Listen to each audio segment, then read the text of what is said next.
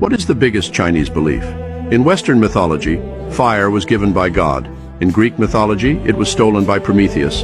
And in Chinese mythology, it was made by drilling wood to make fire. And it was made by gritty friction. In the face of the doomsday flood, the West took refuge in Noah's Ark, but in Chinese mythology, their ancestors fought the flood and the disaster. If you read Chinese myths, you will find their stories incredible. Throw away the plot. Find the cultural core of the myth. You will find only two words: fight. If a mountain is in front of their house, they move it away. Such a spiritual core, Western mythology does not exist. Western mythology is to listen to God's arrangement. Each country has the legend of the sun god. In tribal times, the sun god has absolute authority. Throughout all the myths of the sun god, you will find that only the Chinese myths have the courage to challenge the sun god story. There is a person, because the sun is too hot to chase the sun, want to pick the sun down. Although in the end he died of exhaustion and did not succeed, it was because he dared to fight what seemed to be an insurmountable force that another story emerged. How Yi shot the sun. Yes, they shot the sun down.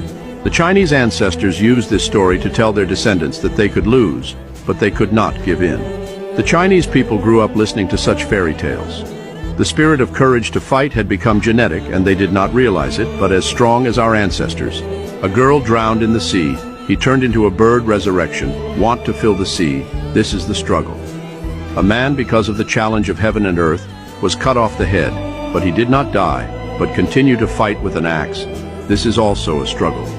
Every nation's myth has its own brand. But have you ever seen a nation's myth has so many stories of the struggle between heaven and earth?